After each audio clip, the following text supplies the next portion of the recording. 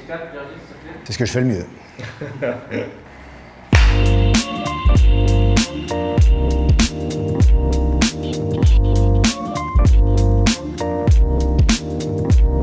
David, tout d'abord merci de nous avoir rejoints aujourd'hui pour cette petite interview. C'est un plaisir. J'ai une première question à vous poser. Quelle a été votre problématique de départ avant que vous arriviez à l'agence ? Alors la problématique de départ, c'était de vouloir conquérir les marchés export. C'était ça vraiment la base de ma réflexion, c'est-à-dire travailler sur le marché export avec... je savais que le produit était correct, qu'il n'y avait pas de souci là-dessus, mais il manquait le petit truc. Alors quel petit truc ? Bah si j'avais eu la réponse à l'époque, je ne serais pas là. Donc l'agence vous apportait le petit truc. Ah bah bien sûr. Je savais où je voulais aller, mais j'arrivais pas à le mettre en place. Et j'aime à dire à chacun son métier. Quand on travaille à l'export, on travaille avec des professionnels qui comprennent assez rapidement votre façon de faire le vin et votre mentalité.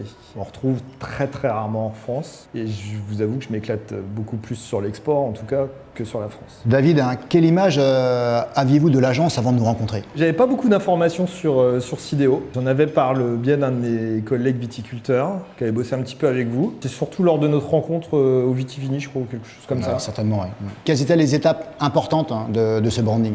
La première étape, parce que d'ailleurs c'est pour ça aussi que j'ai voulu bosser avec vous, parce que vous étiez le seul à le faire, c'était justement de déguster déjà le champagne. Ça paraît surprenant de dire ça, mais pour moi, pour parler d'un champagne, pour faire une étiquette, pour faire du branding, je conçois même pas qu'on ne peut pas le déguster. Non plus. On est d'accord là-dessus. Est-ce que la partie storytelling, l'écriture de votre marque était une étape réjouissante, importante ? Ouais, c'est marrant. Réjouissante, j'irai pas jusque-là parce qu'en fait c'est hyper stressant. Je me rappelle Julie, la première, quand elle m'a posé la question, mais alors c'est quoi qui vous différencie par rapport aux autres ? Ah bah là honnêtement... Compliqué. Bah, là comme ça, quand on le demande, à l'époque j'avais pas la réponse. Honnêtement je dis bah je sais pas. Et puis en fait elle met en place une conversation.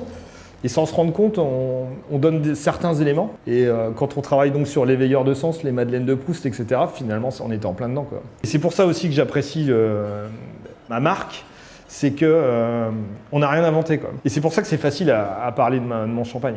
Parce qu'on n'a rien inventé, en fait c'était au fond de moi, mais j'arrivais pas bien à le vendre, j'arrivais pas à l'expliquer. On a beaucoup écouté peut-être aussi. Ouais, c'est ça. Puis les mots ont été mis sur papier, et puis après, bah, ça coule de source, quoi. Quel a été le moment, peut-être pas crucial, mais le moment le plus fort que vous avez vécu à l'agence ? Le moment le plus fort, c'est, je pense que c'est le premier mailing.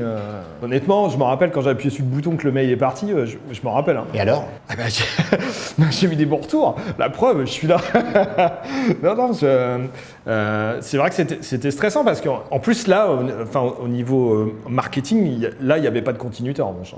C'est-à-dire que là, on passait sur un autre projet beaucoup plus professionnel, beaucoup plus technique, approfondi. Enfin, ouais, c'était complètement différent. C'était terminé, le petit flyers qu'on peut faire sur Publisher, c'est plus ça, quoi. C'était une autre dimension. Les travaux maison, c'était terminé. Ah, c'est fini, ouais.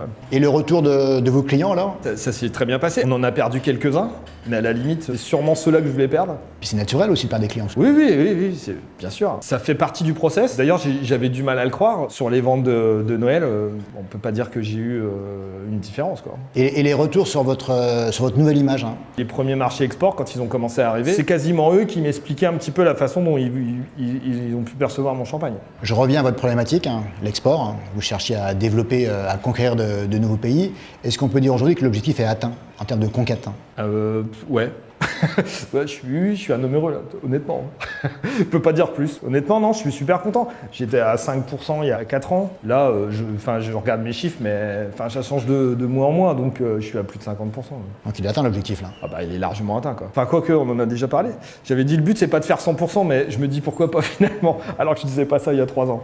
Après, bon, il faut savoir évoluer aussi, quoi. Est-ce que vous souhaiteriez conseiller l'agence à d'éventuels collègues ou concurrents même, parce que c'est aussi des concurrents quelque part aussi. Moi, j'ai pas de concurrents, moi. Je suis un homme heureux, j'ai pas de concurrents. Alors, il y a de la place pour tout le monde. Le gros avantage avec le branding, de la façon dont Sidéo le pratique, c'est que en fait, chacun a sa place. Chaque viticulteur a une personnalité différente, avec un habillage différent, etc. J'ai jamais vu de point commun entre les habillages, par exemple. Et encore plus sur l'histoire, puisque c'est ce que je disais tout à l'heure. En fait, l'histoire, vous ne l'inventez pas. Donc forcément, l'histoire de chaque viticulteur, elle est différente. Donc, il n'y a pas de concurrent. Après, je l'ai déjà recommandé, à la preuve, vous le savez bien. Hein. C'est vrai. Et pourtant, hein, à des personnes qui c'était pas gagné d'avance. Non, mais c'est jamais gagné. Je crois que tout le monde a son avis, son parcours, sa culture sur le marketing et communication.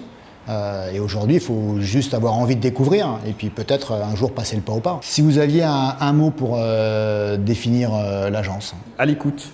À l'écoute, je pense que ça correspond bien aux échanges qu'on peut avoir ensemble. En général, ça correspond toujours, en tout cas, à mes demandes. Donc, je pense que vous êtes à l'écoute. Ouais. David, merci. Bon retour rue du Sorbier et puis à bientôt. Merci beaucoup. Merci Virgile.